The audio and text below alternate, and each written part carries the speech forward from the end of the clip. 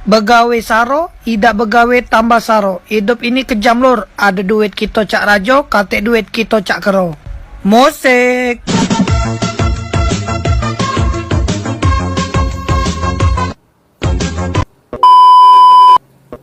Ya, media banyak yang nanya, gimana Argentina? Saya bilang saya yang tidak mau jawab.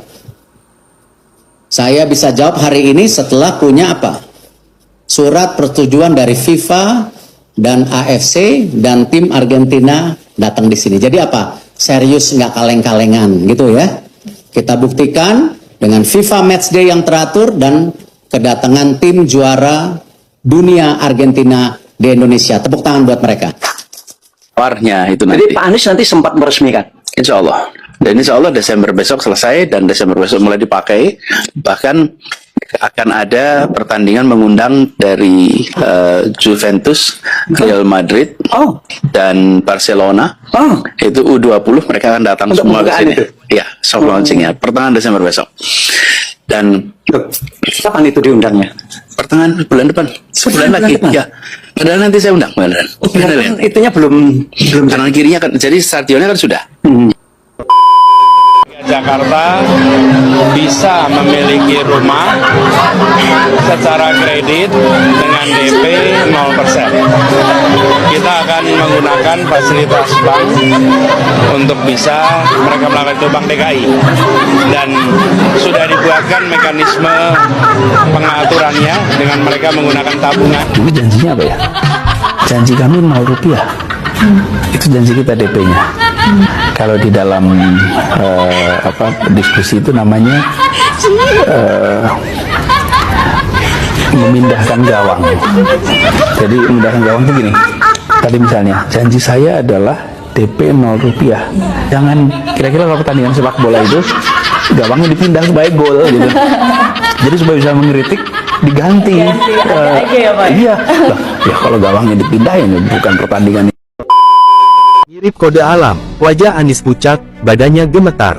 Ketika kuda delman berwarna coklat terang itu berontak dari kendali kusir, Anies yang berada di samping Pak Kusir yang sedang bekerja, kaget bukan kepalang. Wajahnya pucat, badannya gemetar. Kode alam, rencananya, Anies bakal diarak mirip pengantin sunat di sekitar Jalan TB Simatupang, Jakarta. Lalu kembali ke gedung dakwah PKS usai deklarasi Capres PKS resmi digelar 23/2. Alhasil rencana arakan kuda delman dipersingkat. Kepanitia Anies bilang, tolong cukup, kita stop ya, ujarnya dengan muka pucat. Panitia, ini kode alam. Sejak awal, sebenarnya Anies duduk di belakang. Tapi dia minta duduk di depan, kode alam, tepat di samping Pak Kusir yang kendalikan kuda supaya baik jalannya. Tuk tik tak tik tuk. Mungkin dia pikir, duduk di belakang bakal hilang momen jepretan kamera. Tapi hasilnya, duk dik dak dik duk suara jantung. Yuk ngopi.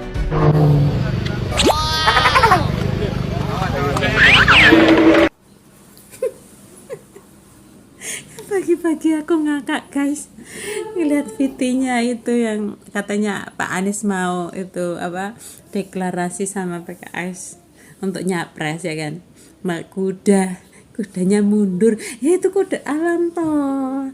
Wis tau Pak Anies nggak usah maju percuma, nggak bakal jadi, buang-buang biaya, nambah utangnya sama Pak Sandi aja belum dibayar ya kan, masa mau itu ngutang lagi nanti piye Jal. Itu namanya memaksakan diri. Kuda aja tahu loh Pak, nggak mau ditunggangin. Coba lihat aja sendiri, ya kan? Pokoknya wis to ngalah Pak Jokowi wae sampai seumur hidup. Padahal kalau kita melihat rekam jejak Anies Baswedan itu seperti yang disampaikan pertama tadi, dia jago mencapai karir, tapi ketika dia sampai di karir itu maka kerusakan dan hancuran terjadi. Itu rekam jejak paling besar Anies. Hatenya bagus loh. Halte ini buat Jakarta mau sebagus apa untuk? Iya. Stadion sepak bola bagus loh. Stadion sepak bola itu bukan kebutuhan Jakarta. Jalur sepeda bagus. Jalur sepeda. Jakarta ini bukan kota yang ramah untuk pejalan kaki dan pesepeda. Kenapa? Cuacanya panas, udaranya kotor. Semasa Anies berkuasa, Jakarta aman. Ormas pada diem loh. Ya itu kan karena banyak ditabur dengan dana hibah. Dijejelin dana hibah. Itu penyerapan anggaran. Penyerapan anggaran. Tokopedia hanya Rp30.000. Kenapa di sana harganya berapa miliar? betul. Kemana uangnya? Siapa yang korupsi? Seru juga ya. Wah, luar biasa. Ini sama seperti gini nih. Ya, Ini harganya berapa ya? ya. Kan gini. 1.000 lah, Kalau anggaplah gitu. betul, kalau bicara harga itu bisa ukuran. Jadi air yang ukurannya gelas sama air ukuran 1 galon, ya harganya beda lah. Tau nggak yang diramein di situ tuh? Itu Aibonnya ukuran berapa? Ukuran berapa? 10 kilo. Tapi ke gua sekilo per kilo tuh. 10 kilo per anak 10 kilo. Jadi saya bilang ini memang malu-maluin. Tapi bro, 10 kilo satu anak suruh ngapain, ngeleh? Itu dia.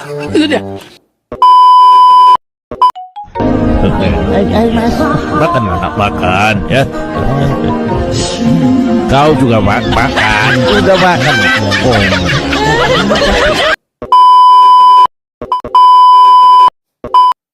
Air, bumi, api, udara. Adalah bahwa kualitas udara itu tidak ada pembatasan KTP administrasinya.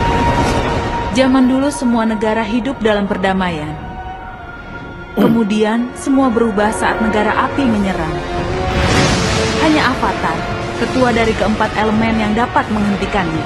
Tapi saat dunia membutuhkannya, dia menghilang. Allah, jalan-jalan tol yang sekarang sudah dibangun secara amat baik oleh pemerintahan hari ini, kedepannya nantinya dipenuhi oleh kendaraan-kendaraan umum berbasis dengan listrik ke depan. Kendaraan-kendaraan logistik berbasis listrik, bukan pribadi, tapi kendaraan umum. Dan kita tahu, begitu bicara kendaraan logistik, kendaraan umum, pengangkut massal, maka dia bukan hanya memindahkan badan, bukan hanya memindahkan barang, dia sebetulnya adalah alat untuk membangun perasaan kesetaraan, alat membangun perasaan persatuan.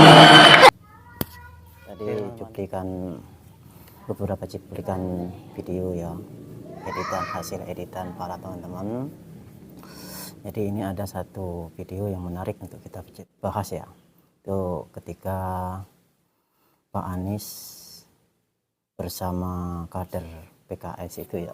Tadi cuplikan yang pertama itu lucu ya. Jadi takut ketawa tapi takut dosa karena kuda itu mengalami kayaknya stres ya ketika ditumpangi oleh Pak Anies dan kadernya yang lain itu ngamuk gitu kan. Dan ini tidak ada di dalam berita nasional ya, di TV-TV nasional pun agak tertutup, tapi di media sosial sangat ramai. Ini salah satu contoh ya. Banyak yang mengomentari ini agak lucu-lucu ya, ada bilang kode alam lah segala macam lah, tapi ini ya kita lihat ini aja ya, kita nilai sendiri aja seperti apa. Dan yang terakhir ya, video yang terakhir kita lihat bahwa baru-baru ini juga bahwa Pak Anies membanding-bandingkan proyek infrastruktur ya, tol berbayar dan infrastruktur non berbayar.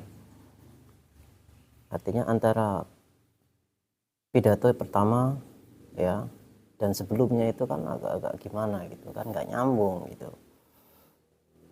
Setelah memuji kemudian menjatuhkan.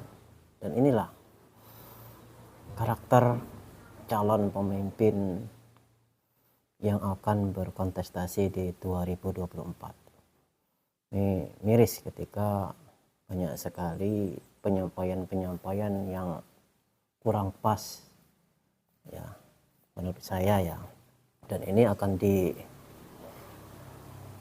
diserap oleh masyarakat. Ketika masyarakat tidak mempercayai, maka ini fatal gitu. Maka kita harus berhati-hati dan mari kita kawal terus pemilu di tahun 2024 ini agar tercipta pemilu yang damai ya, seperti itu. Mungkin itu aja teman-teman ya, dari saya salam damai, Salam waras.